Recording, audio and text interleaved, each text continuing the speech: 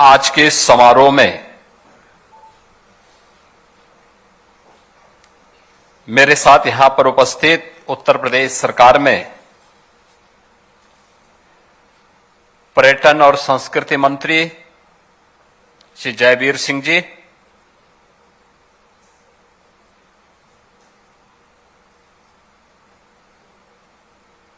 सुविख्यात संस्कृति कर्मी, पूर्व सांसद और आज के समारोह के विशिष्ट अतिथि, पद्म पुरस्कार से सम्मानित सोनल मानसिंह जी, लखनऊ की महापौर श्रीमती सुषमा खड़गवाल जी, कुलपति भातखंडे संस्कृत विश्वविद्यालय प्रोफेसर मांडवी सिंह जी, विधान परिषद के माननीय सदस्यगण श्री मुकेश शर्मा जी, इंजीनियर अविनीश कुमार सिंह जी, डॉक्टर लालजी प्रसाद निर्मल जी, रामचंद्र प्रधान जी, पवन चौहान जी, माननीय विधायक श्री नीरज बोरा जी, अमरीश कुमार जी, विश्वविद्यालय के सभी पुरातन छात्र, अन्य विशिष्ट महानुभाव, विश्वविद्यालय के हमारे सभी यहां के शिक्षकगण और प्यारे बच्चों, मैं सबसे पहले भातखंडे संस्कृति विश्वविद्यालय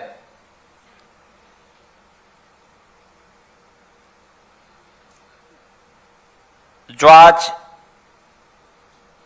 फर्श से अर्श की एक नई ऊंचाई को प्राप्त करने की ओर उत्सुक दिखाई दे रहा है, इस पूरे संस्थान को शताब्दी महोत्सव के शुभारंभ के अवसर पर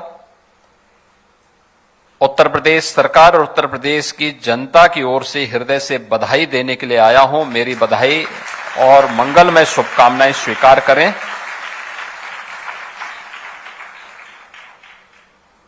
यह शताब्दी महोत्सव का शुभारंभ ये केवल एक शताब्दी महोत्सव की एक औपचारिकता नहीं है, बल्कि ये भारत की उस सांस्कृतिक चेतना, साधना और राष्ट्रबोध का क्षण है जिसने पीढ़ी दर पीढ़ी भारत की सांस्कृतिक चेतना को, उसके स्वर को, उसके लय को और उसके संस्कार को एक नई पहचान दी है। और जो आज भातखंडे संस्कृति विश्वविद्यालय के रूप में अपनी एक नई पहचान बना रहा है, उसके शताब्दी महोत्सव कार्यक्रम के शुभारंभ के अवसर पर हम सबको यहां पर एकत्र होने का अवसर प्राप्त हुआ है।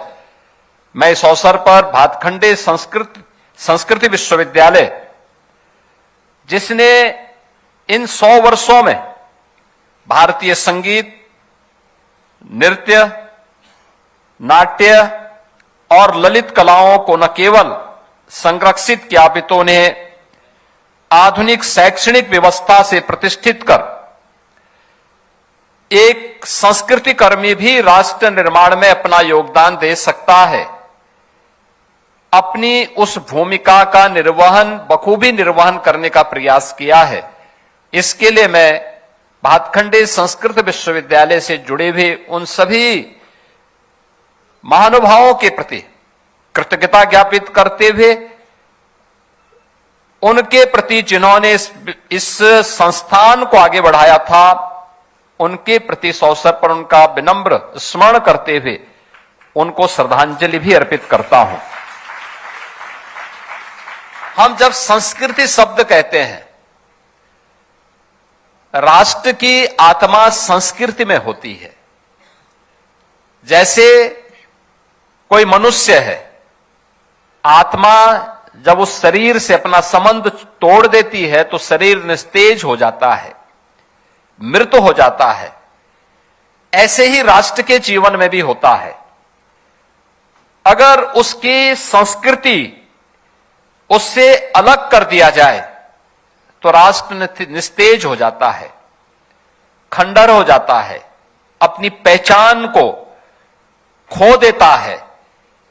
लेकिन भारत की कला ने, भारत की स्वर ने, भारत की इस लय ने अपनी इस पहचान को सम और विषम परिस्थितियों का सामना करते हुए जो निरंतरता दी, उन संस्कारों की बदौलत है कि भारत की हमारी संस्कृति अपने आप को दुनिया में सनातन संस्कृति के रूप में स्थापित करने और उसको प्रभावी ढंग से उसकी विभिन्न विधाओं के माध्यम से आगे बढ़ाने में सफल हुई है। और आज हमें भातखंडे संस्कृत विश्वविद्यालय के शताब्दी महोत्सव कार्यक्रम के साथ जुड़ने का अवसर प्राप्त हो रहा है। यह अवसर हमारे लिए बहुत महत्वपूर्ण है, क्योंकि 1940 में गुरुदेव रविंद्रनाथ टैगोर ने अपना जो पत्र जारी किया था, उन्होंने उस समय इस संस्थान को उन्होंने विश्वविद्यालय के रूप में संबोधित किया। लेकिन 1940 के बाद 1947 में भारत आजाद होता है। 1950 में भारत का संविधान लागू होता है। 1947 से लेकर के लगातार 2017 तक सरकारें आती गईं, जाती गईं। लेकिन मैं धन्यवाद दूंगा तत्कालीन राज्यपाल श्री राम नाईक जी ने। एक दिन जब मैं उनसे मिलने के लिए गया था, उन्होंने कहा कि भातखंडे संस्थान यहां पर है, क्या वह विश्वविद्यालय बन सकता है? तो मैंने कहा कि जरूर इसमें प्रयास होना चाहिए और हम प्रयास करेंगे, हमारे पास प्रस्ताव आ जाता है। तो मैं हमेशा इस बात को मानता हूं कि कलाकार ये ईश्वरीय गुण है, हमें उसकी अवमानना नहीं करनी चाहिए, और चाहे उसमें किसी भी विधा से जुड़ा हुआ हो उसको सम्मान देना चाहिए, उसको प्रोत्साहित करने का प्रयास करना चाहिए। और वह मेरे लिए क्षण था, प्रस्ताव आने में देर हुआ, मैं विभाग के पीछे पड़ा रहा, भैया आप कुछ करिए, आगे बढ़िए। लेकिन मुझे प्रसन्नता है कि गुरुदेव रविंद्रनाथ टैगोर ने जो कल्पना की थी कि विष्णु नारायण भातखंडे जी की, पंडित विष्णु नारायण भातखंडे जी की भावनाओं के अनुरूप विश्वविद्यालय के प्रस्ताव को हम आगे बढ़ा सकें, और 2022 में हमारी सरकार ने इसको विश्वविद्यालय के रूप में मान्यता दी। और आज भातखंडे संस्कृत विश्वविद्यालय उत्तर प्रदेश का पहला संस्कृति का विश्वविद्यालय बनकर के हमारे सामने खड़ा है। मैं धन्यवाद दूंगा कुलपति जी को, प्रोफेसर मांडवी सिंह जी को, इस बात के लिए कि उन्होंने विश्वविद्यालय के कुल गीत के साथ ही विश्वविद्यालय का जो लोगो था, लोगो एक पहचान होती है, उसका जो थीम भी दिया वो दिया नादाधीनाम जगतः, यानी नाद के अधीन ये पूरा जगत है। कितना सुंदर। क्योंकि जब कुलपति जी मुझसे मिलने के लिए आए, मैंने 2-3 बार लोगों को मना कर दिया, मैंने कहा बेकार लोगो आप बना रहे हैं। एक बार तो आया था केवल भातखंडे संस्कृत विश्वविद्यालय, मैंने कहा हमारा थीम क्या है, विजन क्या है, हम क्या बोलना चाहते हैं इसके माध्यम से, हम आने वाली पीढ़ी को क्या प्रेरणा देना चाहते हैं। और उन्होंने परिश्रम किया। वो बोलती कम है लेकिन परिणाम दे देती हैं। और सचमुच कितना सुंदर, कितना बेहतरीन प्रस्तुति है। यानी नाद के अधीन यह जगत है, यह जीवन की एक सच्चाई है।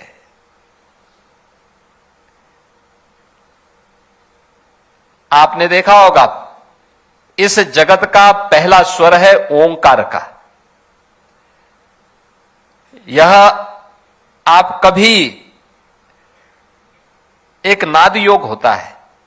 योग की उसमें अगर आप जाएंगे, कभी देखेंगे, कभी अपने कानों को बंद करके अपने अंदर के स्वर को सुनने का प्रयास करेंगे कि नाद की तरह वो गूंजायमान करेगा। और यही जगत की सच्चाई भी है,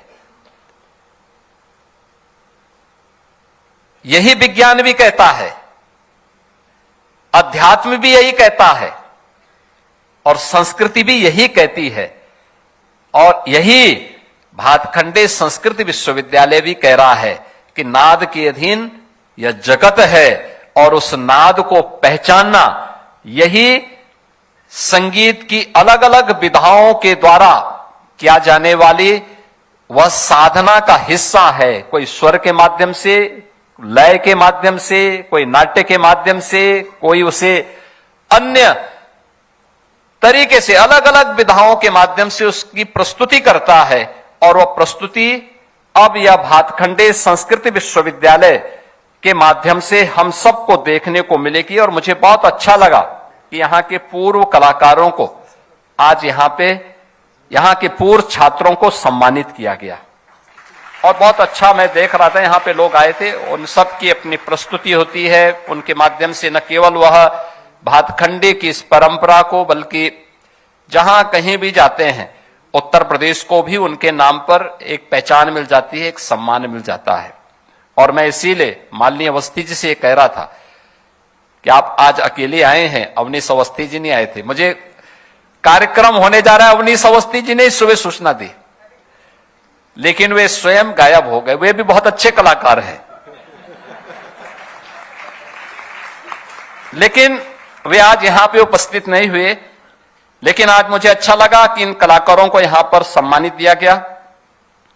यहां पे कॉफी टेबल बुक का भी विमोचन हुआ है। ये आने वाले समय के लिए एक नई प्रेरणा है। आने वाले समय में हो सकता है जब इस विश्वविद्यालय के, यानी आप अनुमान करिए ना, जब विश्वविद्यालय देश की शताब्दी महोत्सव के साथ जुड़ रहा होगा आजादी के, उस समय वह कॉफी टेबल बुक ये भी होगा कि एक शताब्दी महोत्सव भातखंडे ने भी अपना मनाया था, भातखंडे संस्कृत विश्वविद्यालय ने भी मनाया था।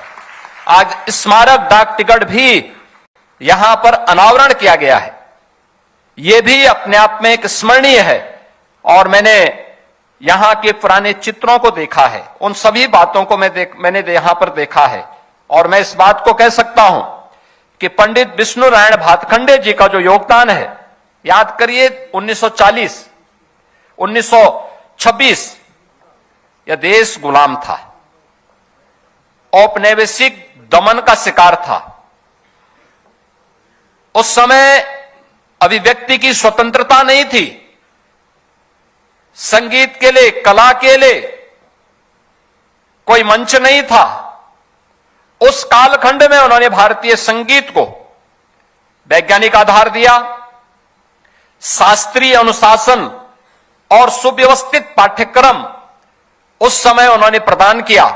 और राग, ताल वर्गीकरण, कर्मिक पद्धति और गुरु शिष्य परंपरा को आधुनिक शिक्षा से जोड़ने का जो अभिनव कार्य किया, यह केवल एक शैक्षणिक प्रयोग नहीं था, अपितु भारतीय संस्कृति को आत्मसम्मान, आत्मगौरव और एक स्थायित्व देने का एक ऐतिहासिक प्रयास या पंडित विष्णु नारायण भातखंडे जी के द्वारा उस समय प्रारंभ हुआ था। भातखंडे संस्कृति संस्थान उसका एक आधार बना था, और भातखंडे इंस्टीट्यूट उसका एक आधार बना था। और आज मुझे प्रसन्नता है कि प्रधानमंत्री मोदी जी के प्रेरणा से, उनके मार्गदर्शन में अपनी विरासत और अपनी जड़ों को ढूंढने का जो प्रयास देश के अंदर पुनः प्रारंभ हुआ है, आज उन्हें सबको एक नई पहचान मिल रही है। भारत में भी मिल रही है और वैश्विक स्तर पर भी मिल रही है।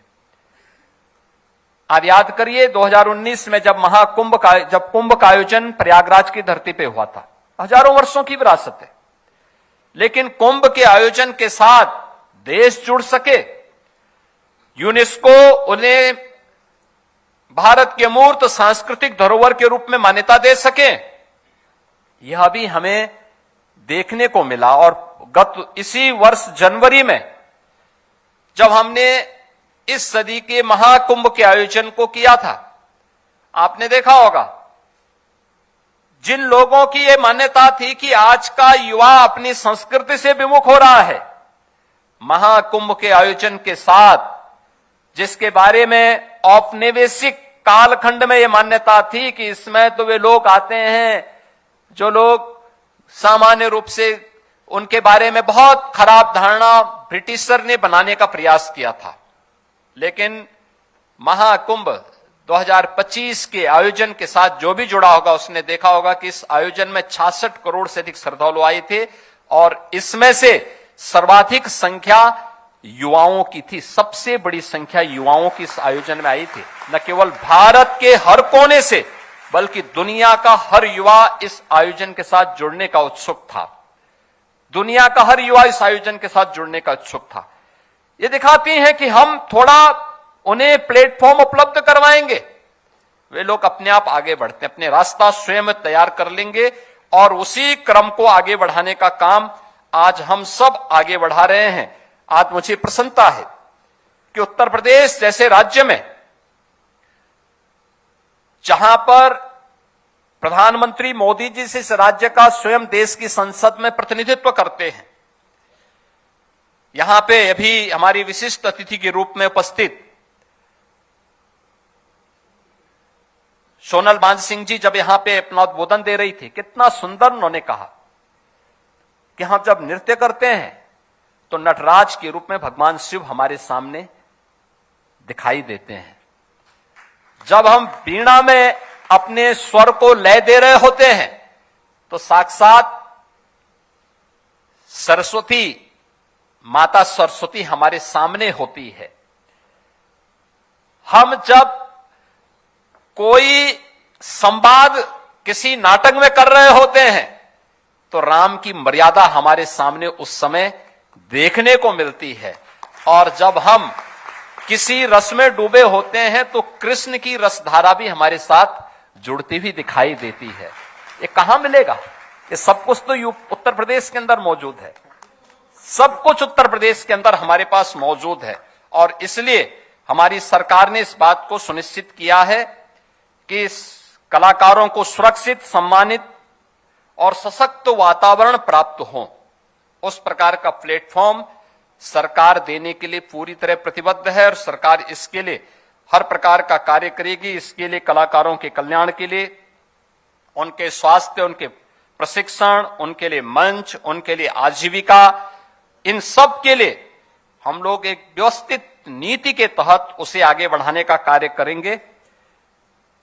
भातखंडे संस्कृति विश्वविद्यालय इस दिशा में हमारी सरकार के साथ एक बेहतरीन साझेदार के रूप में कार्य करेगी और सरकार इस दिशा में इसको आगे बढ़ाएगी। जो हमारी परंपरा को आधुनिकीकरण के साथ, उसको संतुलन को नई पीढ़ी के साथ बनाए रखते हुए उन्हें संस्कारित भी कर सकें। और मेरा मानना है कि यहां से निकला हुआ कोई भी छात्र होगा और किसी भी स्तर पर कार्य करेगा, वह भारत की शास्त्रीय परंपरा को, भारत की वैदिक परंपरा को, भारत की सनातन परंपरा को एक वैश्विक पहचान देने का अपना कार्य करेगा। आज के इस अवसर पर मुझे अब तक बताया गया है कि विश्वविद्यालय में शास्त्रीय संगीत की तीनों विधाओं, गायन, वादन और नृत्य, इन सबके सर्टिफिकेट और से लेकर के शोध तक का एक समन्वित शिक्षा यहां पर प्रदान की जा रही है। नाट्य कला में, एवं चित्रकला में डिप्लोमा और स्नातक पाठ्यक्रम भी है। उत्तर प्रदेश में आजमगढ़ जनपद में हरिहरपुर गांव, आप जाएंगे वहां पे, कल भी आजमगढ़ के हरिहरपुर से एक छोटा सा, मेरे सामने एक बच्चा आया था, मुश्किल से 6 वर्ष का बच्चा, अपने परिवार के लोगों के साथ आया था। तो मैंने उसको बुलाया, मैंने कहा भी कुछ जानते हो? और मेरे सामने गाने लगा, सारे गा, यानी पूरा संगीत की उन स्वरों को दोहराने लग गया। आप अनुमान